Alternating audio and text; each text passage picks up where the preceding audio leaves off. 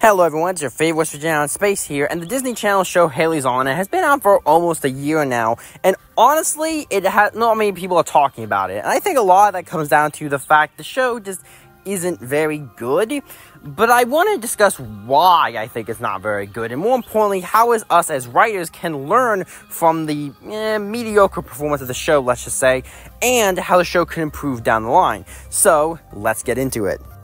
Now, to give a quick summary of the show for those not in the know, Hailey's On is a show about Hailey's Banks on a mission to save the future by completing her to-do list she's been making her whole life, because that will somehow lead to her end up saving the world from climate change. And also, because I have to say it right now, one of the biggest things on her list is kissing her best friend Scott, which, trust me, it comes up more than just about anything else in the show. Now that we've given you a basic overview, I know that sounds like not a whole lot, but trust me, it's not really that much. We can go into actually the primary characters that will help flesh out the story. Hailey Banks herself is a perfectly serviceable main character.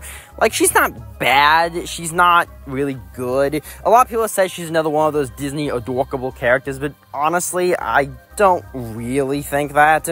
I mean, she's just not... I don't really want to say too much against the character. It's just she's not really have that much going on. One of the biggest things they try to state is how she doesn't like trying new things, but that almost never comes up in the show. And it's not because, like, she understands that there are high stakes to, completing the list. Is that she just isn't really that risk-averse. Like, and most of the time, her risk aversion comes off as more just common sense. But overall, it's not the worst character, although as a main character, it could be questionable, but not terrible. Her friend Scott, on the other hand, is an absolute mess. Not because he's a bad person. In the show, he's a perfectly decent human being. The problem is, he's just frustratingly annoying. He is the dumbest sack of rocks on the planet. Like, seriously, Patrick Star could outthink this guy without even trying. Honestly, I don't know how he gets up in bed in the morning. I know that sounds like, oh, he's supposed to be the dumb, quirky character, but he is so dumb, so stupid, it well goes past enduring into irritating territory. Like, honestly, I don't know why anyone is even around him. And it's not even that he's super dumb, but has a set of skills that's very helpful or useful to be around. No, he really has nothing going for him. Like, the only thing I could kind of maybe say about him is that, well, he's agile and he can maybe talk to animals, except for the talking to animal thing is very iffy, and his agility skills are very much plot dependent, because sometimes he's pretty agile and then other times he's clumsier than anything you've ever seen. So he really, as a storytelling perspective, has very little to be there other than to be the pseudo love interest for the main character, at least the crushing, which honestly, if most other stories, this would be like, oh, he's actually secretly the villain, or he's another hero, or he has a secret identity kind of thing, or something like that, or he'd be such a tertiary / fourth dairy character that he legitimately wouldn't have as much screen time as he does. So it's like, I don't know what to say, just give him some more personality. And for Beta, the talking robot from the future that helps her on her mission, he's actually my favorite character in the show, honestly. Usually I'm not a fan of the, like, oh, the super marketable character, or, to be fair, I do actually have a soft spot for the sarcastic robot. What can I say? Bender did it right. But regardless of that, is that he's actually pretty fun as a character. He's the only character who actually remembers the risks of what they're going to. Trust me, we'll get to that. He can be a little bit hard about it, but honestly, once again, given the fact that the fate of the world's at stake, I don't really think it's an unreasonable claim to be worried about. Outside that, though, he does have other personality traits that, although occasionally veering into kind of hard to tell his exact personality sometimes, honestly, it's just enjoyable because he's actually entertaining. Not like in a main character kind of way, but certainly he makes a scene better if he's present in it. And honestly, it's just overall just pretty well written. Went to a great secondary character. Why he's a main character, I'm not entirely sure. Speaking of secondary characters, there's a few of them, like quite a few, like, oh, parents and siblings and that, and best friends and that kind of thing. But honestly, most of the time, they feel like tertiary characters that are put into way more prominence than they should have. Like, if they were all tertiary, almost background characters, they would work fine. But since they're expected to carry way more weight in the show than they really can, they end up coming off as kind of flat. But overall, not bad, just overexposed, maybe, or underfleshed out, maybe, but not bad. Bad would be a little too harsh of a term than I would like to use. Now, you might think, okay, well, who are the villains in this story? Maybe the reason that the other characters are so flat is because the villains take up so much screen time, They're given a lot of presence. Well, there are one villain in the show. realistically beyond like a bratty school character, is the Chaos Bots. The Chaos Bots are sent by the future to stop Hailey Banks from completing her list. And they are the most boring villains I've ever seen in my entire life. In fact, this is going to get a whole section about the flaws of the show, so we'll just skip right ahead to that part. The Chaos Bots do actually a pretty good job of representing the biggest problems with the show. Mainly is that the Chaos Bots just do not work. First of all, for the main bad guy of a show, they have shockingly little screen time. According to the wiki, last time I checked a while ago, they say they show up in 8 episodes, but I could only tell you 4 episodes they've shown up in. Now, I haven't seen every single episode, but I've seen well over like 20 at this point, at least. So the fact they show up in less than 1/4 by my count, and definitely less than half or 1/3, is kind of bad when they're the only bad guy in the story. They are the only true antagonist villain force in the entire show.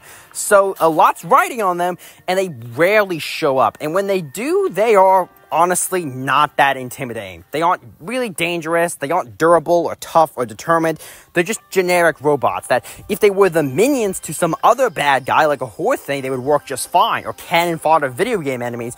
But since they're expected to carry the main bad guy label, they just aren't up to the task, and so it feels like they have no screen presence or threat because they have no threat. They almost never show up, and when they do show up, they can be defeated by throwing a purse at them. And that gets to another thing, coming back to the plot a little bit. Who is sending the Chaos Bots? Like, I know it sounds like a weird question, especially because I bet people think, oh, it's gonna be a mystery. But seriously, who is sending the Chaos Bots back to the past? Like, it makes no sense. Like, there's no even hint to who the bad guy is. Not even like a cackling behind the monitor, haha, I'll get you next time. No, it's just, there's no one. As far as we know, the Chaos Bots just materialize out of the void. Which you think someone, knowing, especially in a time travel plot, might be moderately concerned who is sending robots back to the past to kill them. But no one seems to give it the priority it deserves. And once again, because they're the only bad guys, it feeds into this problem that nobody cares about the main plot. Like, realistically, the main plot is about, like, if you actually look at the show's description, the main plot is about trying to save the future by completing a list of items, correct? That is the description. But the actual plot is just slice-of-life comedy drama. Like, if you were to actually look at the DNA of the show, the entirety of the show is pretty much just Hailey Banks is doing little shenanigans and can't fess up to her crush. That's basically it.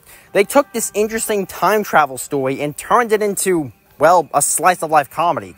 You know, a friend of mine was actually pointing out how a lot of female-based media today, or at least media targeted to women, ends up becoming this slice-of-life comedy kind of stuff, especially, which isn't inherently bad on its own, but when it has a way more interesting premise that you are wasting so you can tell more slice-of-life comedy, it really gets infuriating after a while. And I have to agree, because, well, it is. It's a waste of a premise. If you wanted to tell a slice-of-life silly comedy about 2 teenagers, don't add a time travel plot about saving the world. If you can mix the 2 genres, like the whole half of superheroes and magical girls are built around mixing the mundane and the super plot. But this show just doesn't do that. The important plot has no screen presence whatsoever, and the slice-of-life plot is the entire show. So what can we learn from this going forward? Well, from an outside perspective, what I think we can learn is that it's not a bad idea to mix plots together, or plot types. It can certainly work. You can certainly have your action-adventure and your slice-of-life comedy, or at least mundane, show. They can work together and they can be interlocked well. The problem being is that when the slice-of-life comedy part completely takes over any semblance of having a plot or a real story, it leads to this problem where characters aren't treating things with any kind of level of seriousness, and it makes you wonder why they just didn't make a slice-of-life comedy. And theoretically, it could work the other way around, but we're not talking about that today.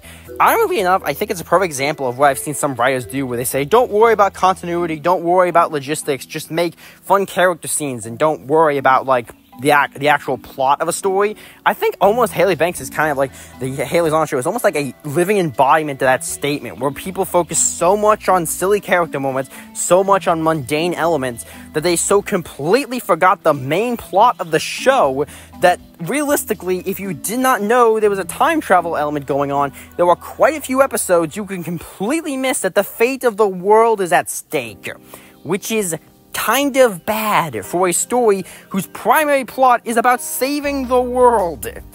As for the show itself, what can be done, it's harder to say. It's not impossible they could do a course correct where they could have the main plot actually matter again. I would say something like Amphibia, where it starts out more slice of life and then becomes more plot driven later on.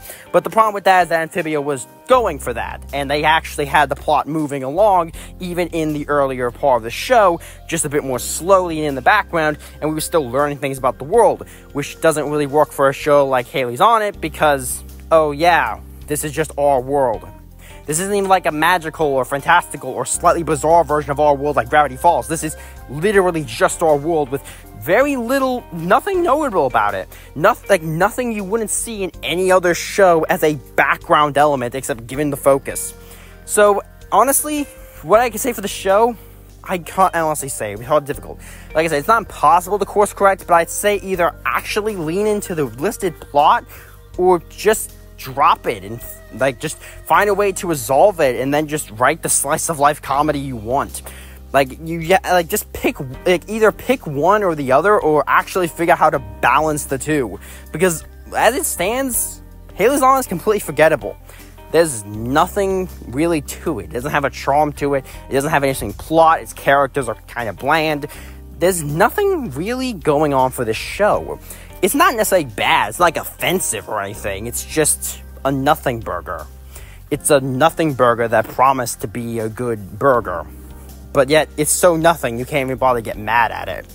But ultimately, that's just my opinion. What do you think? What do you think of Hailey's on? Do you think I got my thesis on it right? Do you think I got it wrong? Please comment down below if you agree and all that jazz. If you don't agree, please comment dislike and all that jazz. And I will see you all next time. Yeah? Hey, why don't you hit that sub button? You're gonna become a subscribble. Get to see my content quicker. Wouldn't that be nice? I bet so.